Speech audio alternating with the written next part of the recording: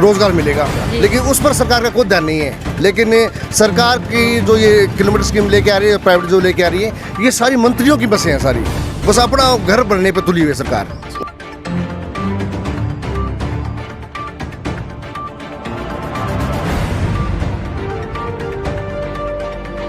हमारा रोडवेज के अंदर ट्रेनिंग स्कूल है, उसमें हमें लाइसेंस से 35 दिन की मतलब प्रशिक्षण दे रहे हैं। वो जो ट्रेनिंग करके वो कहाँ जाएंगे? उनकी आस तो ये है कि हम रोडवेज से ट्रेनिंग लेके आए, लाइसेंस मिल जाएगा तो आगे वैकेंसी निकलेगी, रोडवेज से भर्ती निकलेगी तो हम इसमें रोडवेज में लगेंगे। तो रोडवेज इसको खत्म करने पर तुली हुई है, निजीकरण करने पर तुली हुई है।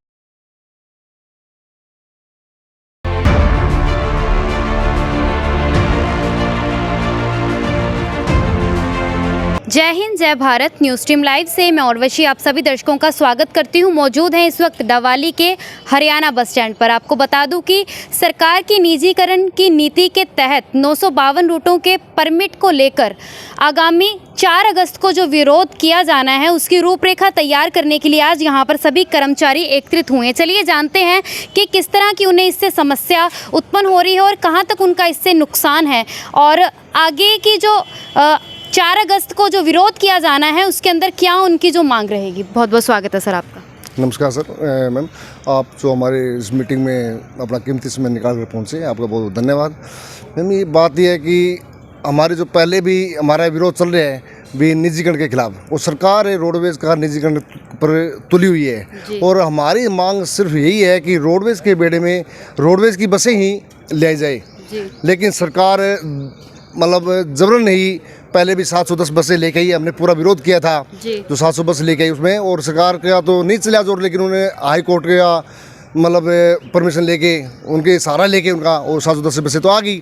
और उसके बाद में अब सरकार कह रही है कि 50% प्राइवेट बसें चलाएंगे और 50 रोडवेज चलाएंगे, और लंबे रूटों पर भी इनकी सरकार की कोशिश है ये किलोमीटर बसें और लेके और मतलब चलाई जाए। अब फिलहाल 27 हमारे जो हरियाणा रोडवे कर्मचारी साझा मोर्चा की जो राज्य कमेटी है उनकी मीटिंग हुई थी पंचकूला में 27 जुलाई को। उसमें भी सरकार ने, हमने तो ये सोचा चलो ठीक है हमारी काफ़ी मांगे हैं उनके बाबत तो चलो बुलाया हुआ मीटिंग रखी होगी, लेकिन वो उल्टा हो गया सारा। सरकार ने सिर्फ 952 जो रूट परमिट लेके आ रही है उसके बाबत ये मीटिंग बुलाई है। तो हमारी राज्य कमेटी 20 में से खड़ी हो गई, मतलब कहने का मतलब हम इसमें सहमत नहीं, और हमें पहले विरोध कर रहे हैं भी रोड पे बेटे के सरकारी बसें लेके आए, लेकिन सरकार धक्का कर रही है। तो हमारी उस मीटिंग में से मतलब वहाँ सरकार के साथ कोई वार्तालाप नहीं हुई सी। उसके बाद में हमारी राज्य कमेटी जो रोहतक के हमारा हेड ऑफिस है वहाँ साझा मोर्चा ने जो मीटिंग रखी है, उस मीटिंग में फैसला लिया है कि 4 तारीख को प्रदेश के सभी डिपुओं में विरोध प्रदर्शन किया जाएगा 2 घंटे के लिए। ये तो हमारी शुरुआत है मैम, अभी तो शुरुआत है। उसके आगे आगे देखो जो भी राज्य कमेटी आदेश करेगी उसके हमें फुल चलाने का काम करेंगे, उसकी हम पालना करेंगे। फिलहाल आज हमने इस गेट मीटिंग की है डबल सब डिपो में, और सभी 4 तारीख से पहले सभी डिपो में मीटिंग चलेगी, और 4 तारीख को पूरे हरियाणा के अंदर सभी डिपो में विरोध प्रदर्शन किया जाएगा, और आगे की जो रणनीति हमारी जो राज्य कमेटी हमें आदेश करेगी उसके हम पालना करेंगे। सर आप कह रहे हैं कि काफ़ी लंबे समय से विरोध आपका चल ही रहा था, इस दरमियान आपकी कोई प्रशासन से बातचीत हुई हो इस बात को लेकर? बात तो मैम ही है हमारे सरकार के साथ, हमारी सरकार मतलब मीटिंग की मतलब कर देती है, आपके मीटिंग तारीख रख देती है, समय रख देती है। 2 बार मीटिंग का समय रख दिया, उसके बावजूद मतलब वो कैंसिल कर दी। भैया हमारे अधिकारी वहाँ गए, सरकार मुख्यमंत्री के पास टाइम नहीं है, प्रधानमंत्री के पास टाइम नहीं है। तो कहने का मतलब मैम सरकार मतलब यूनियन की बातों पर ध्यान नहीं दे रही, और इतना कुछ हम कर रहे हैं। हमारी कोई नई मांग नहीं है, हम तो ये करें किलोमीटर की बजाय आप रोडवेज के बेड़े में रोडवेज की बसें लेके आए, ताकि एक बस के ऊपर 7 नौजवानों को रोजगार मिलेगा। लेकिन उस पर सरकार का कोई ध्यान नहीं है। लेकिन सरकार की जो ये किलोमीटर स्कीम लेके आ रही है, प्राइवेट जो लेके आ रही है, ये सारी मंत्रियों की बसें हैं सारी, बस अपना घर बनने पे तुली हुई है सरकार, उनको मतलब नहीं है पब्लिक का। कर्मचारियों को कितना इससे नुकसान, और आगामी जो कह सकते हैं कि भर्ती होना चाहते हैं उनके लिए क्या नुकसान हो जाएगा इस चीज़ को लेकर? ये मैम नुकसान है। जो हमारे फिलहाल जो बसें हैं आप देख रहे हैं हर साल बसें कंडम हो रही है, और अब आपको एक नया एग्जांपल बताता हूँ आपको, अभी हुआ है जो रोहतक अभी कुछ बसें 809 बसें सरकारी आनी थी, वो 6-7 सालों में अभी आई है, वो सिर्फ 809 बसें। उसमें से क्या हुआ है, अभी हमारे सिरसा डिपो में कम से कम 40 बसें आनी थी, उसमें 38 बसें मंजूर हुई हमारी। वो नई बसें तो रोहतक के डिपो ने रख ली जीएम ने, और रोहतक और झज्जर से जो पुरानी बसें हैं 2011 मॉडल वो हमें दी है सिरसा के अंदर। तो 2011 दी है, वो कैसे चल पाएगी? 10 साल से ऊपर परमिशन भी नहीं है, बीमा भी नहीं होता, कुछ नहीं है। लेकिन हमारे पास 2012 और 2013 अभी मेरे पास मतलब पूरा वो पड़े है बायोडाटा, 2012 और 13 मॉडल हमारे सिरसा डिपो के अंदर गाड़ियाँ खड़ी है, वो नहीं चला रहे। और 2011 मॉडल वहाँ सिरसा सॉरी रोहतक और झज्जर से गाड़ियाँ लेके आ रही हैं, वो कैसे चल पाएगी? आप उनकी कंडीशन देखो तो इतनी मतलब भयंकर एक्सीडेंट हुई है, उसका काम चलाओ, वैसे ही मतलब एक थोपने वाली बात है। तो मतलब इतना है। अब आप कह रहे हो कि नौजवानों को तो नुकसान नहीं। अब मान के चलो जो हमारा रोडवेज के अंदर ट्रेनिंग स्कूल है उसमें हमें लाइसेंस से 35 दिन की मतलब प्रशिक्षण दे रहे हैं। वो जो ट्रेनिंग करके वो कहाँ जाएंगे? उनकी आस तो ये है कि हम रोडवेज से ट्रेनिंग लेके हैवी लाइसेंस मिल जाएगा तो आगे वैकेंसी निकलेगी, रोडवेज से भर्ती निकलेगी तो हम इसमें रोडवेज में लगेंगे। तो रोडवेज इसको ख़त्म करने पर तुली हुई है, निजीकरण करने पर तुली हुई है। तो वो उनके मतलब वो क्या करेंगे? वो तो मतलब उनको जो आप उनकी आस थी उन पर पानी फिर गया उन पर।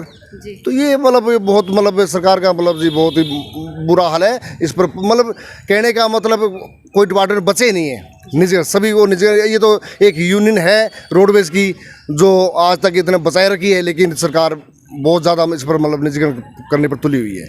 जैसे आप बातचीत हो रही है हमारी कि लगातार बहुत सारे सेक्टर्स हैं, बहुत सारे ऐसे डिपार्टमेंट्स हैं जिन्हें प्राइवेट करने की कोशिश की जा रही है। क्या लगता है सरकार किस तरह का एक कह सकते हैं कि एक प्रयास कर रही है, या फिर जिस तरह से सरकार का विरोध हो रहा है आने वाले समय में क्या लगता है आपको कि सरकार क्या करना चाहती है? मैम सरकार का जैसे आप रूप देखो, अभी जब पता चल लग रही है हमें। अब SISF जो है उसका भी मतलब आप अमित शाह उसका मतलब आप देखा हो, अब उस पर ट्वीट भी आ रहे हैं, तो उसको भी निजीकरण करने पर तुली हुई है। और बाकी आप देख लो, कोई एयरपोर्ट ले लो, रेलवे ले लो, LIC ले लो, कोई डिपार्टमेंट, बिजली बोर्ड ले लो, सभी तो निजीकरण कर दिया। बचा कुछ है? कुछ नहीं बचा। इसमें आप ये मत सोचो ये रोड बच रही है, आधी तो निजीकरण हो चुकी है। ये क्यों कि ये 700 बसें जो आई है ना ये किलोमीटर वाली, तब से ये निजीकरण हो चुका है। लेकिन हम ये सोच रहे हैं अभी भी हम कोशिश है कि बचाया जाए, लेकिन सरकार मेरे हिसाब से मतलब नहीं लगता कि मतलब बच पाएगा। लेकिन हमारी कोशिश है हम बचा पाएँ। हमारी ये माता है, जो माता तो अभी सभी सोचते हैं माता को मतलब बचाया जाए, लेकिन हमारी तो माँ है, ये हमारा पूरा परिवार का पेट पालन पोषण कर रही है। हमारी पूरी कोशिश है और हम जहाँ तक जान देने की कोशिश है तो जान देने के लिए तैयार हैं। और पीछे भी हमने ऐसा ही काम किया है, लेकिन निजीकरण नहीं होने देंगे इसका, जहाँ तक हमारा मतलब बस चलेगा। तो जैसे कि कर्मचारियों से बातचीत करने के दौरान ये मालूम भी हुआ कि बहुत सारे इस तरह के सरकार की तरफ से फैसले लिए जा रहे हैं जिसकी वजह से आने वाले जो ट्रेनिंग करके जो भर्ती होना चाहते हैं इस डिपार्टमेंट में, तो उनके लिए भी ये बहुत बड़ा एक समस्या बन सकती है। क्योंकि पढ़ाई करने के बाद भी अगर उन्हें आगे जो है इस तरह के डिपार्टमेंट में नौकरी नहीं मिलती, दूसरा लगातार जो हर सेक्टर को, हर डिपार्टमेंट को प्राइवेट किया जा रहा है, उसकी वजह से सरकार का जो एक विरोध हो रहा है सभी कर्मचारियों की वजह से। तो हमारी तो यही गुहार है कि सभी कर्मचारियों से बातचीत करके या फिर इस तरह के कुछ स्कीम्स या प्रयास किए जाएँ जिसमें जो कर्मचारी हैं उनका किसी तरह का कोई नुकसान ना हो। तो देखते हैं आने वाले समय में क्या प्रयास रहते हैं गवर्नमेंट की ओर से, और आगे जो 4 अगस्त को होने वाला विरोध है उसका क्या असर होगा सरकार पर। तो इसी तरह की लाइव अपडेट्स के लिए हमारा चैनल न्यूज़ टीम लाइव से आप इसी तरह जुड़े रहें। आपके साथ मैं उर्वशी।